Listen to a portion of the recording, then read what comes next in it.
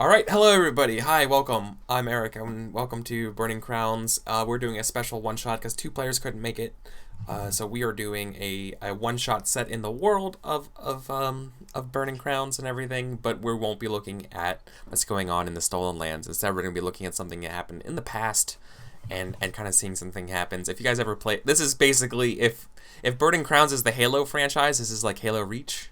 It's probably the closest thing to think of. It's pretty rough analog there. I don't know. You know what? Don't worry about it. Shut up. Shut up. So first of all, the book Fall of Reach was actually one of the first Halo products, so it's not that much of a prequel. Then they came back and made a video game about it, and they did a really bad job because they weren't Bungie. They were 343 Studios. I'm a really big Halo fanboy. You really shouldn't have opened I did this. not know that. I did not know that. I'm sorry. Oh, well, this is a Sorry, but floodgate. you're a big Halo fanboy too. Oh, you say? Oh, would you say that I opened the floodgate? The Oh, floods game. you bastard. Okay. Well, let's go around. Okay. It's a one shot. We're playing the same amount of time here, but we're going to be doing stuff a little bit more of a military bent today. So if you guys are familiar with our Gorumites and everything going on here, we're going to be focusing a little bit on the eastern sides of Numeria and kind of like the ramifications of like a battle that's happened over there in the past during like this constant sieges and conflicts that go on the eastern territories of Brevoy and Numeria. So that's sort of like what we're going to be doing today. So I'm super excited to introduce our cast today. So let's go around the table and introduce who we are and who we're playing, and then we'll do it again with what our beliefs are and everything like that, so we get on track, and then we'll begin play. So let's go around from top right to top left. So Kelsa, you begin. Hello, I'm Kelsa. Am I introducing myself, my character, both? I missed that part. Both. Okay, hello, I'm Kelsa. You may have seen me on other shows that Eric produces, such as Never Sunny and Dustfall, as well as other places on the internet with some of these other people. I play lots of video games, or board games. No, role-playing games. Let me drink some coffee until my brain starts working. Online, and sometimes video games, and rarely board games, but also those things. Anyway, the point is, I like to play games and produce them on the internet so you can see my face. Today I will be playing Ser Nisa. She is a knight of the Holy Order of Enlightened Gorumism. that one. Thank you, Wreckage. Appreciate that. Enlightened Gorumism. I still can't say that word. Enlightened Gorumism. Enlightened Gorumism. Gorumism. Hope I never. Gorum is the base. Then you make it an ism. Rum. So hard. Anyway, the point is, she's called the Self-Made because unlike the rest of the Sers in this party, she is not noble. She was born a peasant and worked her way through military training into the noble court and finally into the military order of Enlightened Gorumism, where she was knighted and is now trusted member of this crew. A real rags to riches story. Yeah, except without the richest part. Yeah, without the riches. That's true. Rags to dying, lonely, and forgotten. Yeah. Cool. So that's me. Yep. Thanks. All right, Wreckage. Hello. Hi. I am usually Onin Solstend, but in an exciting twist, I will be playing Ulrich Solstend, father of Onin Solstend. Yes, this is how far back in time we are going. We are not the 478th expedition. We're probably like the 467th or something. We're the 477. We're 477. Oh, the 47. No, it'd have to be further back than that. No, it's not. Okay, never mind. Don't you tell me what I don't know. Because every graduating class becomes an expedition, guys. Damn, Anyway. man, I already made the graphics. It's 477. We're not changing it again. You're coming back to. This is what you get for not participating in the pregame chat. Look, Yeah. I was there. Nobody told me we decided on the expedition number. We did. It's written right there. If you scroll up in the chat, you'll see it. Okay, well, I woke up a little late today. I admit it. That was like 2 days ago. Oh. Oh, Cocaine's a hell of a drug. I'm sorry. I was there doing my best brick impression. Right? Anyway, yeah, I'm his dad. Boom. So we're gonna cover the battle in the past that his dad took part in with his expedition, and the naming conventions aren't necessarily canonical, but we'll go with it. I'm sorry, it's my fault. I take full responsibility. Maybe he's leading this expedition of the other graduates after having gone on his own expedition and come back. So this is much more recent, like Right. very recent, like this happened months ago or a year ago. Probably. Since it's I guess that's up to Eric. Yeah, So sounds good. how long has the 478th been expediting? Expediating? I don't know. Well, we've sort of like in casual talking in the game, we've like mentioned this and this campaign and this and that campaign, so it'd have to be like at least a year that they had multiple engagements in. Maybe So maybe these guys just like this battle happened like a year before you guys went out, and like if we all die, then that's where the 477th ended up. Yeah. So, yeah, the initial idea for and I we don't ever really talk about this. Like Eric's real good in that he lets us just sort of be in charge of our stuff. He doesn't worm his fingers into it and get in the way, which is a sign of a good GM in my opinion. So, initially my idea was that every sort of graduating class goes on an expedition, which is why in only like 300 years of Gorumism, there are almost 500 expeditions, because there's multiple graduating classes a year. That makes more sense. Yeah. So, Whatever. it's fine. No, it's fine. It's fine. It's too late now. It's too late now. It's on the graphics. It's just fan fiction. It's fan fiction. Oh, it's fan fiction. Okay. Well, It's a clerical error. which one of us ends up dating It can't Ronald be fan Swan? fiction. You know why? Because if it was, they would have gotten the lore right. Oh.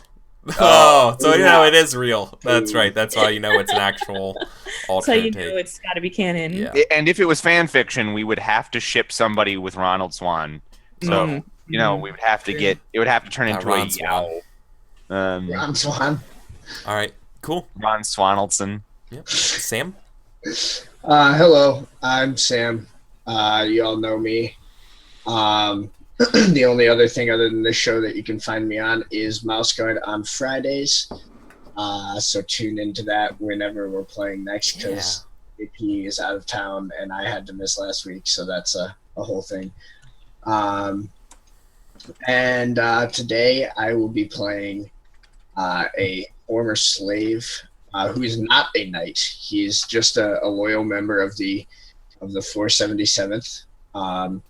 And his name is Yonatan McGain, which, if you take a very, very liberal translation of that from Hebrew, it's something like if I like poeticize it a lot, it would be like God's given shield.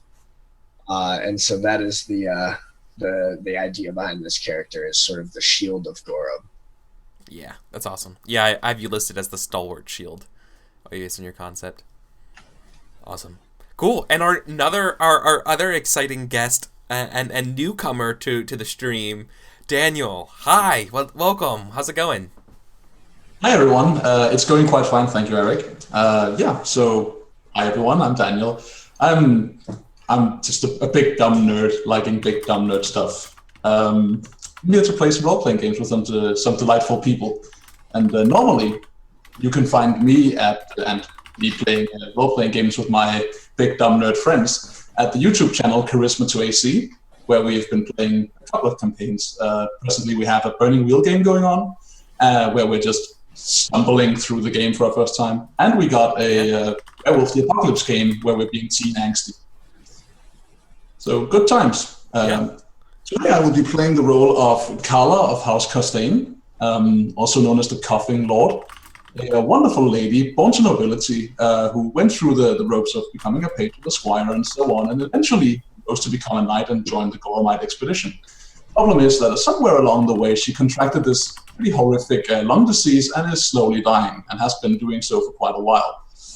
So yeah, bad news. Bad. But yeah, so she's here despite having her family back home to deal with. So yeah, bit of a hard ass, but that's probably gonna be really fun. Yeah, that's gonna be cool. All right, cool. So that's a quick rundown of who we are and kind of who we're playing, and now we got to figure out what we're gonna be doing, what we're gonna be playing about, and that's gonna revolve around our beliefs today. So I'm gonna kick it back over to Ser Nisa and Kelsa, and I want Kelsa to go review what her beliefs in oh my god, why can't I make words today? You're muted. Can you go to somebody else? I'm literally still finishing mine up. I can no do problem. it. I've got 'em. Okay. Thank you. Yeah, go ahead. Mine And are ready we're as gonna well. start. We're gonna start with Jonathan. Okay. Okay. So Yonatan, he's also known as. Wait, is Big- it Yonatan? It's not Jonathan? Like No, it's Jonathan? Yonatan. It's Yonatan. Okay, it's Yonatan. All right, got it. It's Stefan. But he goes by God. Big Yoni. So that's what like the other Gorumites would probably just call him Yoni or Big Yoni. Big Yoni. And his beliefs are: man should be free. Belief 2: my life is worthless if the heir of Thrain dies. And then belief 3 is like a quote from his grandmother, who raised him when they were both slaves before he was sold to a different master, and that is: remember, Yoni, your strength is meant to protect those weaker than yourself. And then his instincts are: speak when spoken to, always try to protect those weaker than myself, always free the enslaved. Awesome. Oh, traits too. Yeah. Traits are: broken, hands like iron, massive stature, tainted legacy, and believer. And yeah, what's your tainted legacy? Yeah, so he has a tainted legacy. He's half troll. So Yoni is a giant of a man. He's like, think like Andre the Giant size, huge and strong, but not very fast. Yeah, so like think like Andre the Giant, or like the mountain that rides from Game of Thrones, but maybe not quite so mean as that guy. Yeah. That does beg the question. On what side of the family is the grandmother whose quote you have as a belief? She's a human. She's just like a little old lady. I imagine her as being sort of like the Yoda to Big Yoni. Like I could see him like carrying her around when she was like sort of like this old slave that had like lived this horrible life. He's got a very dark past. He's a very sad guy. But Yoni, you fell asleep and you let the sheep get out, and she's like hitting you with a stick. Exactly. Yeah. I have a okay, here's something for you. For Yonatan. Just real quick. Hold on. I was looking actually. Hold on. I went back to your beliefs. You know what? No, I'm not. Actually, I'm not remembering what it was. But you mentioned something, and then I was like, I immediately was going to ask you about it, and now I don't remember. Was it my life is worthless if the heir of Thrain dies? No, that's Ulrich, right? Yeah. Okay. Yeah. Oh, yeah. No, that was a question. Oh, this is what I was gonna say. Now I remember. It wasn't lore related or anything like that. Did you deliberately choose something?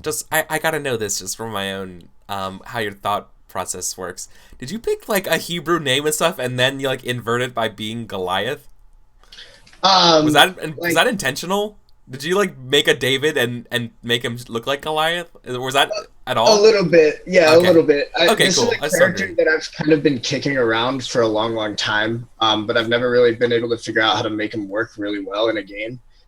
So I figured it would be a good idea for like a one-shot character. And yeah, basically the idea is sort of where I see his people being fictionally would be sort of Jews just after the exile from Israel. So sort of like this wandering people prone to enslavement and having trouble finding a place, like in Europe and Asia in that time period. Yeah, dig where it. sort of the slavery stuff comes from. Yeah, no, I love it. Cool, awesome.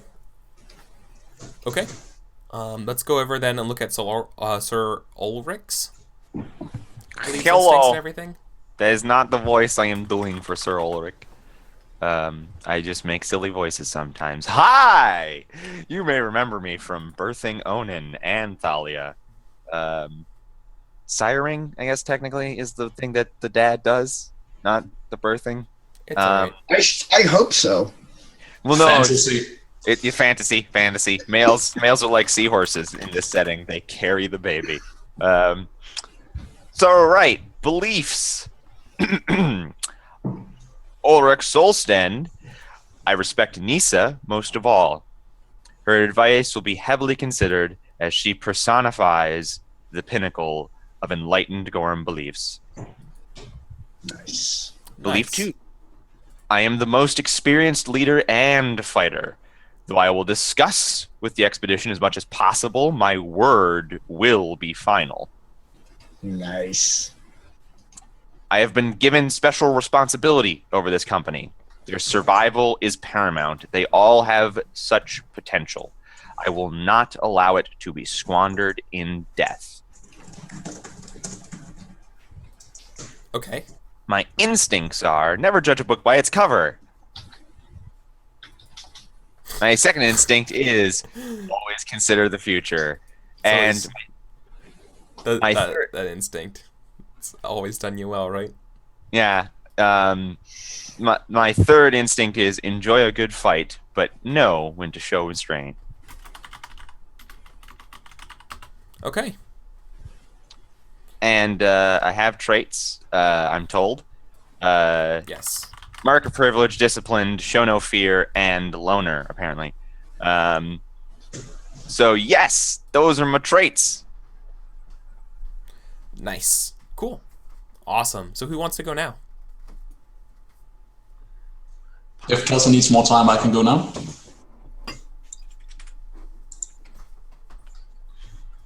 So yes, I guess. I guess that's a yes. Okay. Yeah. Right. Thanks, Daniel. So beliefs. Yeah. Cool.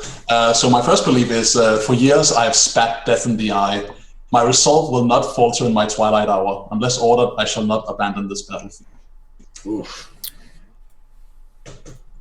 My Damn. second belief... Oh, yeah, go on. That is good. Right?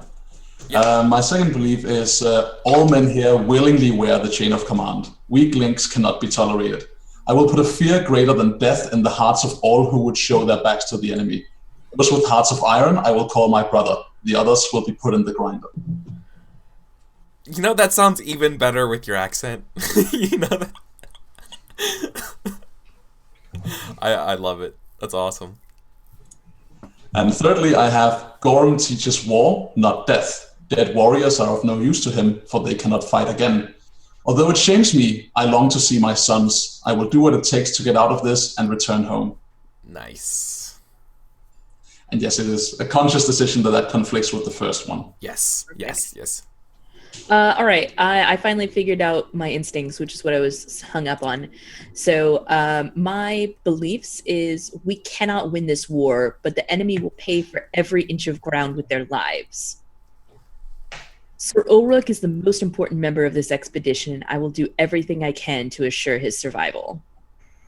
And although Yoni is not a knight, he is an honorable man, and I will help him to find the Gormish way.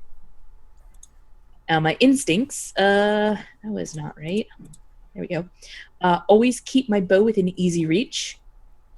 Never hesitate to take a clean shot. And this one's a little bit more metaphysical, and I stole this like using a saying. This is a saying that my actual grandmother used to say.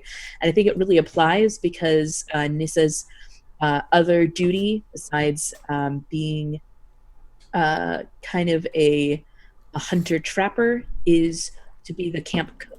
And so her final instinct is goose grease is good, but butter is better.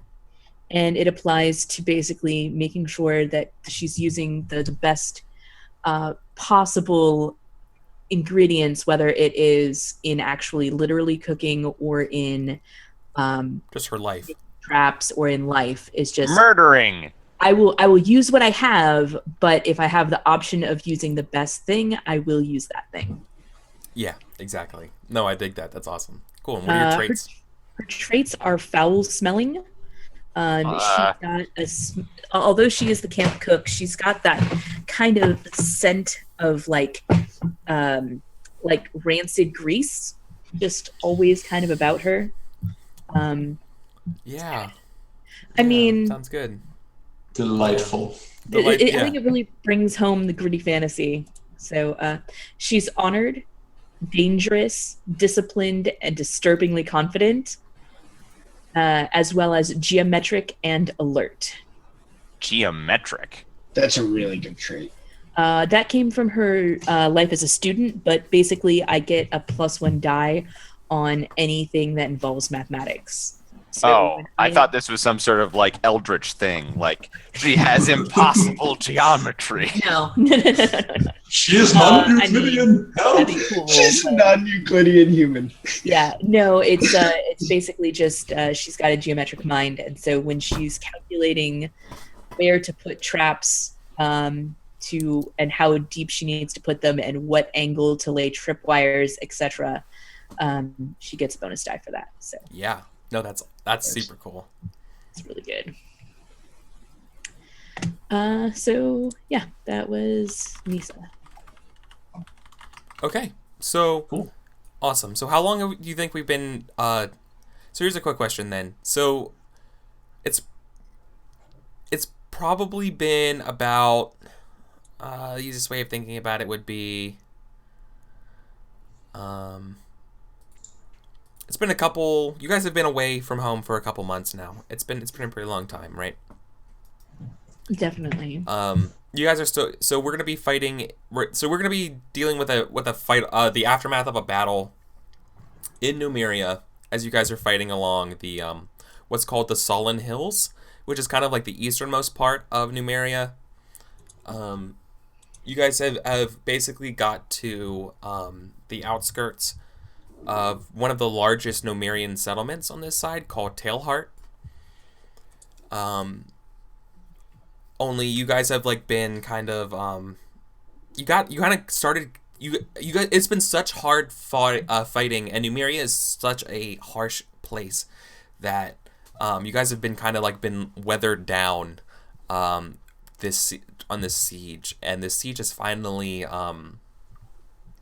you've been sieging this city of Tailheart for months. It's not worked. And you guys have been kind of like running low on supplies, and after a pretty decisive counterattack from the barbarians of Tailheart, you guys have been kind of driven back to a I'm failing at words again today. I'm really sorry. I don't know why my words don't work, but pass. A pass. Yeah, thank you. A pass. So. As like the most defensible position here, trying to prevent. You guys. There's probably about 150 of you left right now, and you guys know that if you make it back, it's about a week's journey to the next fort, which would be it's called Fort Rannick, and if you guys can basically make it back there, then you'll be okay. But in the meantime, you're trying to hold off the army as much as you can after your siege kind of failed. So in the distance, you kind of see sort of like these like overlay of like your siege trenches and like trebuchets that have been like fallen and broken and like smoldering and stuff. Like, and you guys are kind of like made it to this pass here, and you're with your wounded and everything like that. And you can see approaching you guys. I think. You left quick, but the problem is that Numerians have horses, and at least some of them do, and you can definitely see that you see like the dust kind of like kicking up your way as a band of horse riders are like basically going full speed coming towards you guys, but they're several minutes away. A band? When you say band? a band of them. It's about 16 or so. Like it's okay. they're running in like basically a line. Right, screaming, yelling out war cries. For Numerians, specifically this tribe in general, you could see that you've been fighting them for forever. This is one of the horse families from more deep in the heartlands. They're not actually native to the Solid Lands where you're at. They're actually part of the Sovereign, which is sort of like the larger part of Numeria. All right. You guys attacking Numeria has sort of had a galvanizing effect on some of the tribes of the barbarians, so it's been kind of a rough thing to do. So that's sort of the pretense of where you're at right now. So like I said, like if you guys need time, I'd be willing to fictionally work with you guys about time, but basically you have time to navigate, come up with some kind of defenses and things here and stuff like that before they show up if you want. So we're gonna try to pull Spartans at Thermopylae. Spears and arrows, calls Ulrich, and starts motioning for the non-wounded who have spears to get in the front and those with arrows to get behind. Yeah, so Yoni sets himself in the middle of the front lines. Like, I'm sure it's like he's taking up the space of like two other spearmen, and just like, that's his himself with his huge. He has like this huge halberd, and this like dull gray armor. What is the terrain like? I'm sorry if you described that already. I may. No, think Badlands. Okay. Does that help you? Like North Dakota Badlands, very rocky escarpments. So we spoke about this briefly about how my specialization is in trap laying. Would we have had enough time that I could have laid a trap as they before they got close enough to approach us? Depends on what kind of scale of a trap you're looking for. What are you thinking about? Like, I know they've been chasing us for a while, right? Yeah. I suggest a Hidalgo trap.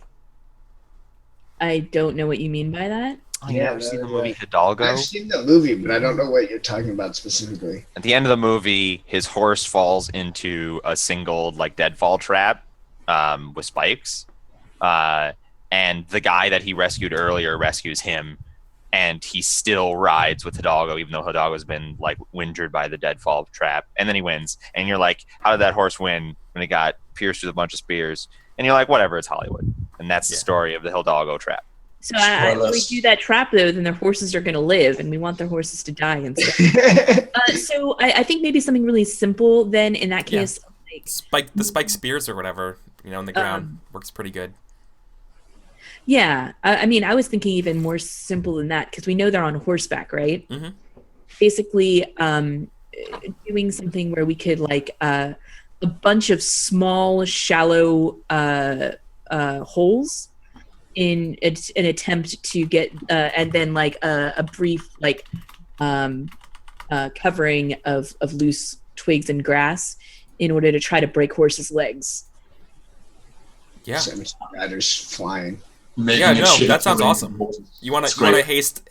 It's brutal as fuck, but effective, I think. So I trot down between the line of spearmen that have formed and the archers in the back, and I say, "Bravery, men! The only thing that's going to stop you from being trampled at this point is the spear in front of you. Entertain no notions of breaking the line. It will only mean your death."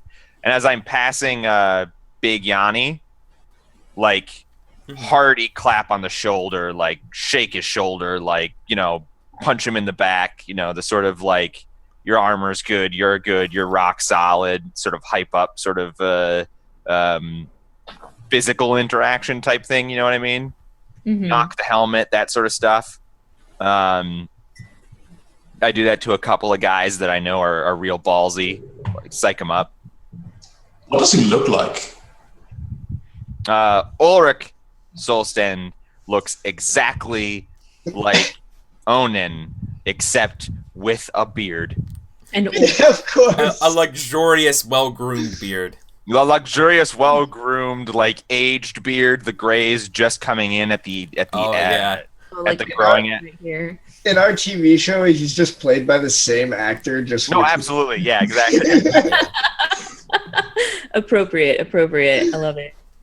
So, like, I don't know if you would want me to like roll a trap setting. I was actually going to ask you before we go any further. Then, that's going to be a roll, and also I think that I want to see Rekic want to do. It's kind of like marshaling the Afterwards, troops, then right? Nisa is in the back to do archery, but like this would have been like as everyone is going ahead, she's like, okay, we just need like, turn your shovel, lift it up, put the, hide the dirt in a bag. Then someone's following behind. Like she was organizing us all doing this because like I feel like we're like there's a section where we can see that they're going to approach us before we turn to hold the line, and so she made sure that we could lay this trap before they got there. Right. So, maybe it would be like, because like we're in a ravine, right? So maybe it would be like as like the horses would have to like go funnel. together. Yeah. Exactly. Totally. Totally. Okay. And it's for a long enough stretch that they can't just like jump it, Yeah. Okay. So then it sounds like you're you're trying to like lead a group to help you do this, right? Is that what it sounds like? Probably. Yeah. In order for us to realistically get this done in time. Yeah, you need a group. I was gonna say time is a factor here, so I would just say there was an additional obstacle for this, because that's definitely a factor. But then you're also leading a group, so the scale and everything here kind of makes sense. I guess the thing that I need to know. So your intent there is your intent to make these traps kill them, or just like get them off their horse? To horse them. The just intent horse is them. It's to break horse legs, yeah. Oh, okay, to break the horse's legs. Yeah. Okay. Which could very likely lead to. Because then we can charge them. It might kill some people. Yeah, but of course. The intent is to dehorse them because the reason they're catching up is they're on horses. Yeah. Okay. And then that sounds like they're at an advantage on horses compared to us. Yeah. So and you were going to use trap setting wise for that. Trap setting. Trapping is the. Oh, the actual trapping. Okay. And it sounds like you probably are forking in tactics because you're like working with a group. I don't actually have. Or command. I don't actually have command. Can I help with? You have Hunter, which I was planning on forking in. Forest wise isn't going to help me here. I also have. I don't know if tracking or orienteering would help, like to help me to pick out the location for this trap ambush. I would let you if you roleplay that.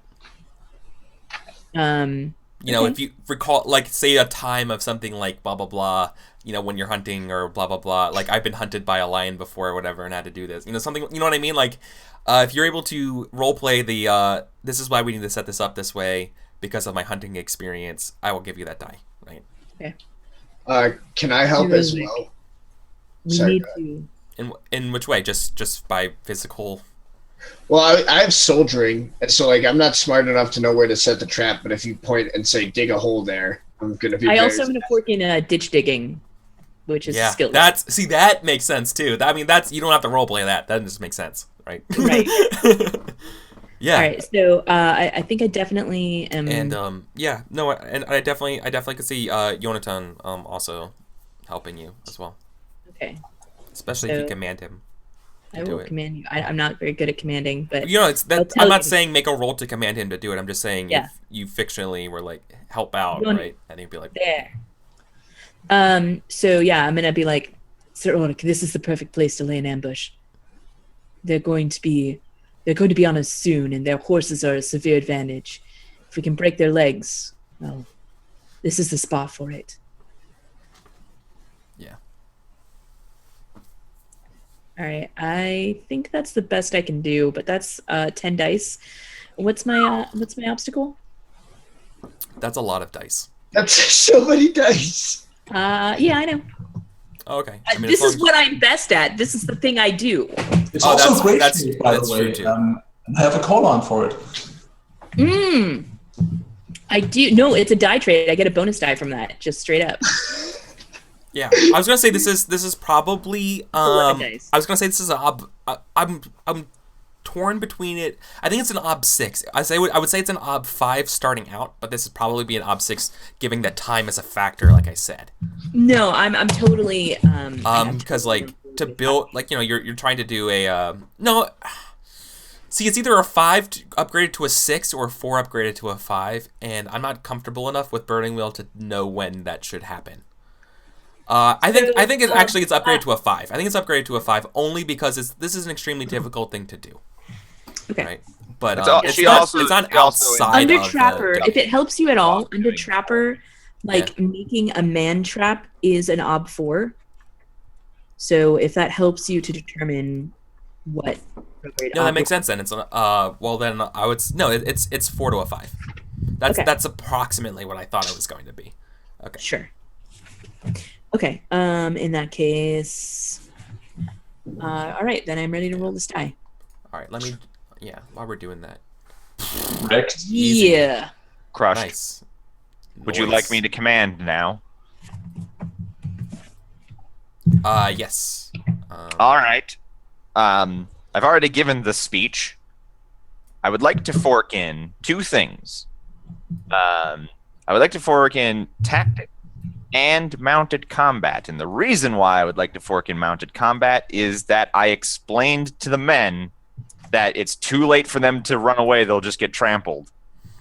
Only their spear will save their life now. Are you forking in ugly truth? Because that sounds very much like ugly truth.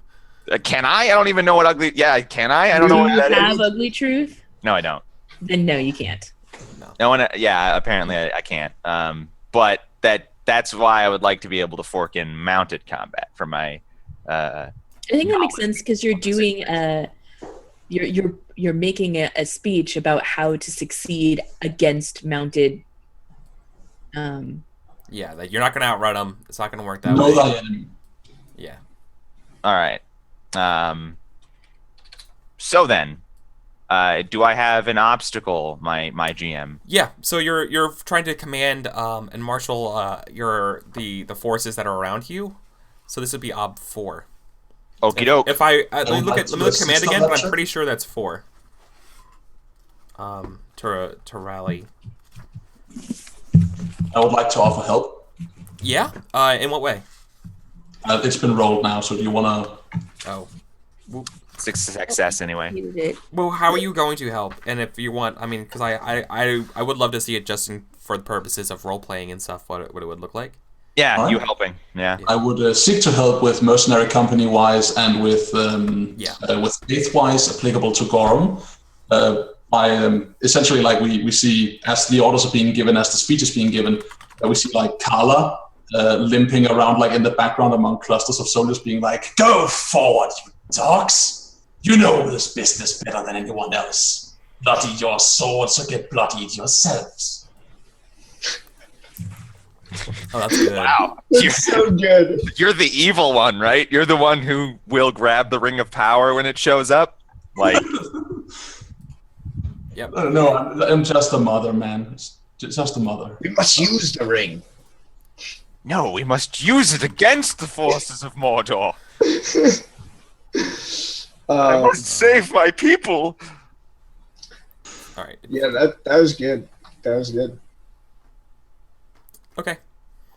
So we set that up. We kind of rallied the troops here.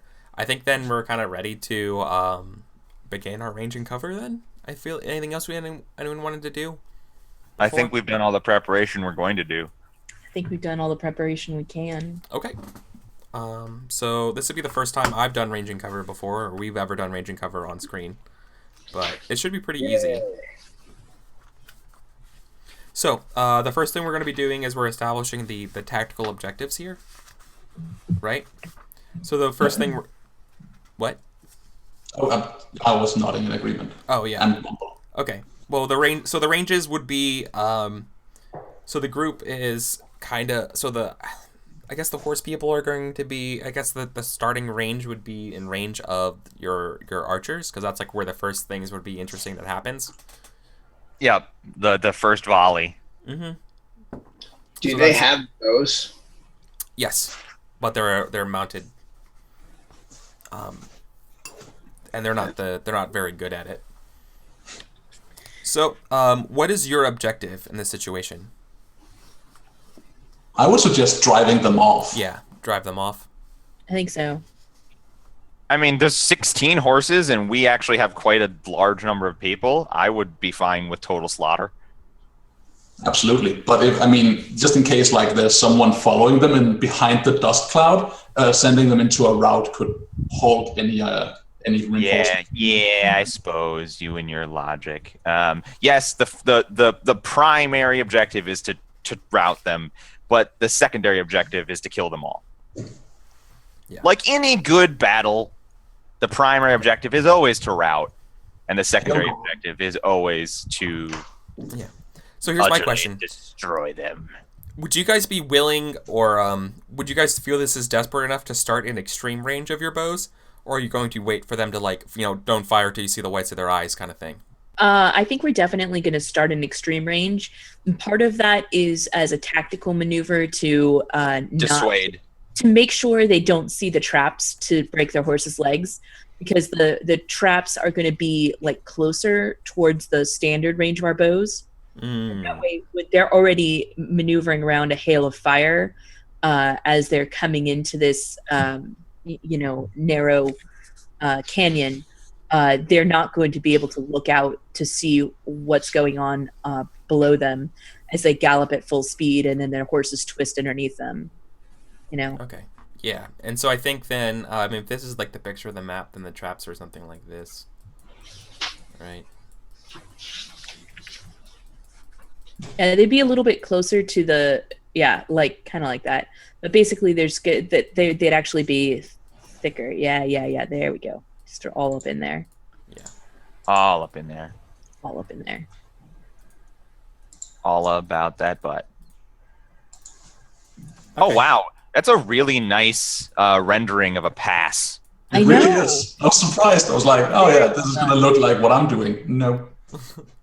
Okay. Yeah, this is actually really artistic. And then I'm just trying to picture some horse dudes and then throw them in here.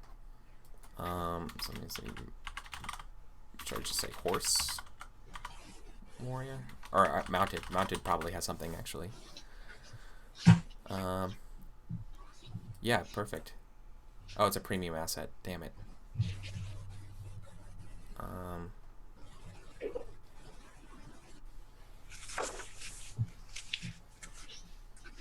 right.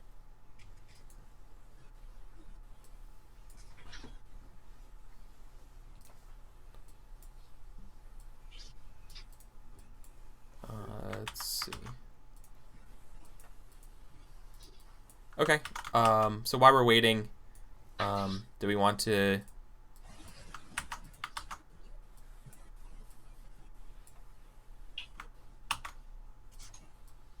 Next step would be to choose maneuvers. Yeah, right? the next step is actually to choose maneuvers. Okay, so here comes the onrushing of the horsemen, coming at you guys. The giant dust cloud being kicked up behind them, because this whole ground is literally just rocks and earth.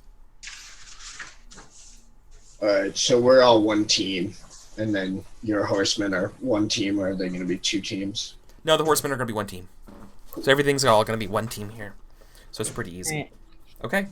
So I think so. There's no obstacles or anything for cover in terms of cover right now. But I guess other than that, you are shooting something on horseback though. So like they have the advantage for speed and everything like that. But let's go ahead and start choosing our scripted shots here. Do you know if I choose first? Like if this Well, were... we reveal together. Yeah, Okay. you choose. Yeah, we choose privately, so you can go ahead and choose first, and then we can discuss it as we put it out there. Yeah. Okay. Well, I'm going to choose first, and obviously these guys are going to charge, right? It makes sense. So They're sure. barbarians. So that's what I had in my notes. I had them. It's charging first. So. Do we have the That's cards? pretty obvious. in this No, we don't situation. have cards. All right, no We don't have worries. cards. I So- ain't cool like that. So it doesn't seem like we're charging them. What are our maneuvers here? Can I remember? What is the maneuver for spears up, arrows out? It's probably like something like hold our ground, Yeah, Yeah. there's probably one. maintain. Yeah, No hold. maintain and hold.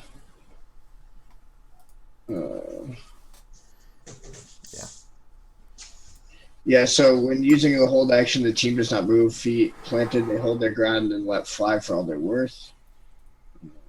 And then maintain.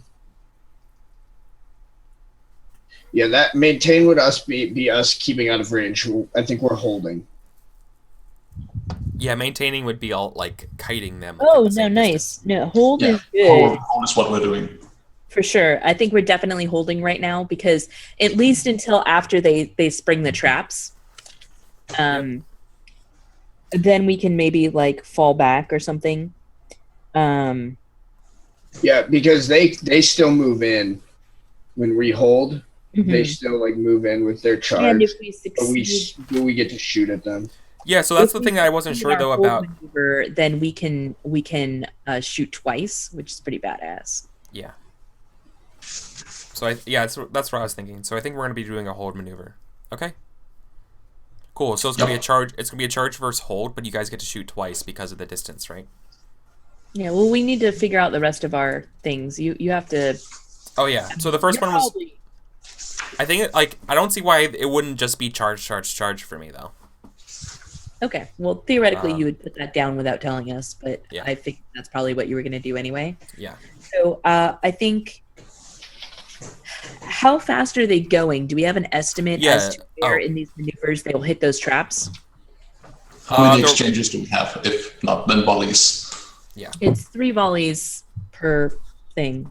Yeah, but are they going to get here in this exchange? Or, yeah. Yeah, that's the question. Is do we Yeah, like have how an many? idea? Yeah, sorry. Got go it. ahead. They'll be here by the third volley.